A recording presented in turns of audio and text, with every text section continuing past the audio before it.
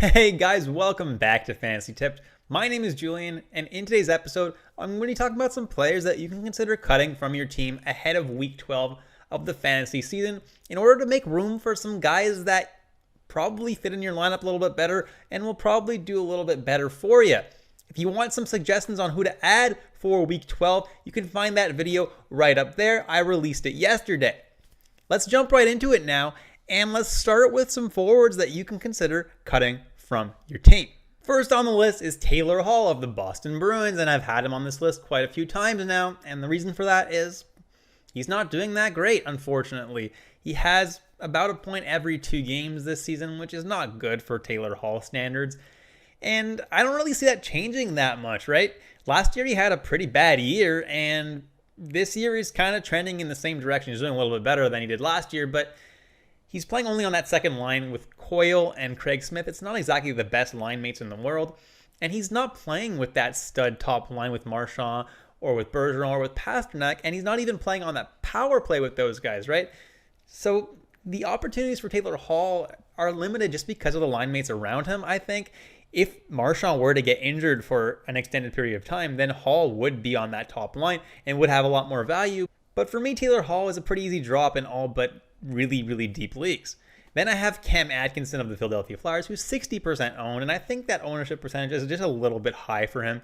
He's a guy who's very hot and cold, so when he's on a cold streak, it's tough to hold on to him in your lineup. Right now, he's had a couple of really cold games in a row. Before the Christmas break, he was hot, but that seemed to have fizzled off now. So you can hold Atkinson if you're in a deeper league for sure, but if there's someone available to you on the waiver wire that's doing a lot better right now, that will probably get you some more points, Atkinson is someone that you can consider dropping as well. Next is Tanner Jeannot of the Nashville Predators, and he's had himself a pretty nice season this year with 18 points in 32 games so far, and before the break was really hot because he was playing on that top line. But now that Nashville's healthy again, Jeannot is back onto that third line in Nashville, which is a pretty lackluster line with Trennan and Cousins, so there's not a whole lot of appeal there, and therefore can be dropped in a good amount of leagues. 33% owned for a third liner on Nashville shouldn't be.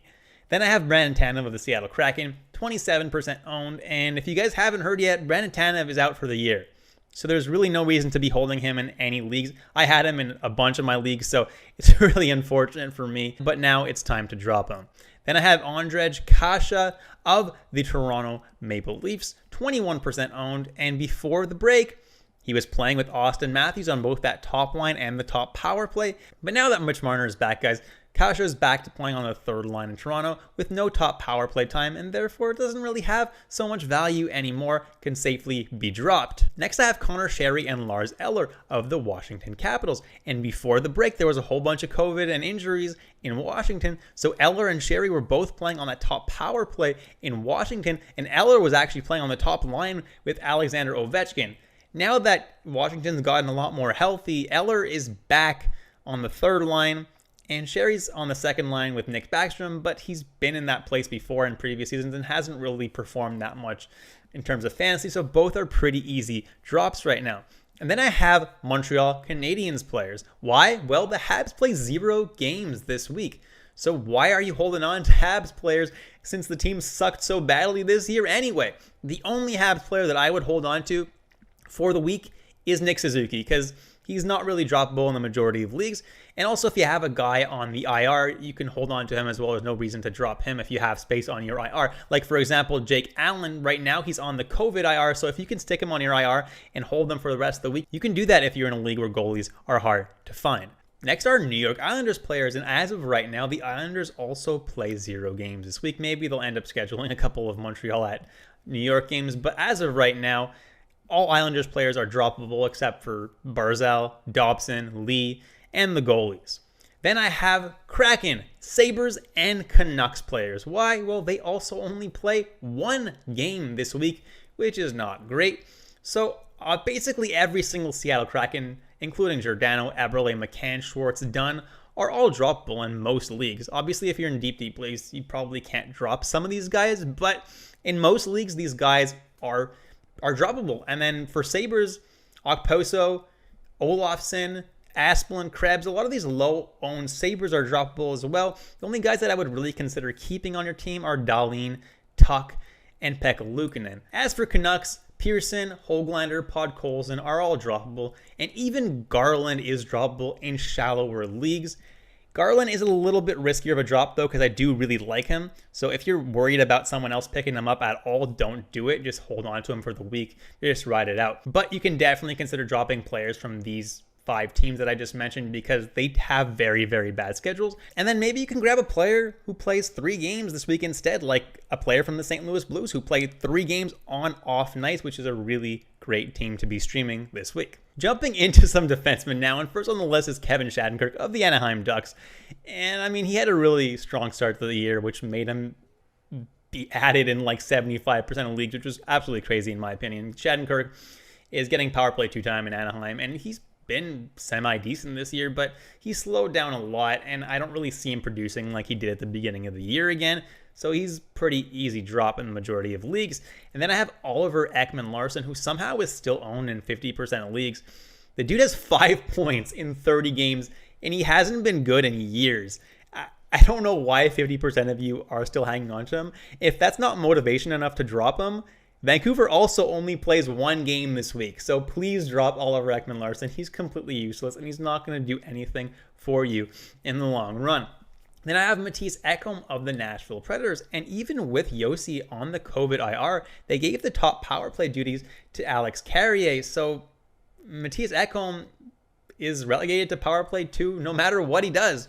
And this year he's been really, really bad. He's put up almost no points, and the peripherals aren't really there. So he's a pretty easy drop in basically all leagues. And then I have Ryan Suter of the Dallas Stars, who's on a 6-game pointless streak. And I mean, the guy puts up basically no peripherals. So if he's not putting up points for you, he's doing essentially nothing. So he's definitely droppable in the majority of leagues. He still gets power play 2 times in Dallas, but Suter is really not my favorite option for fantasy. Then I have Hampus Lindholm of the Anaheim Ducks, and people like to add this guy whenever he has a really strong game because he'll go out and get a couple points in a game every now and then, and people will be like, oh my god, this guy's so good, and then he'll go like 7 games without doing anything.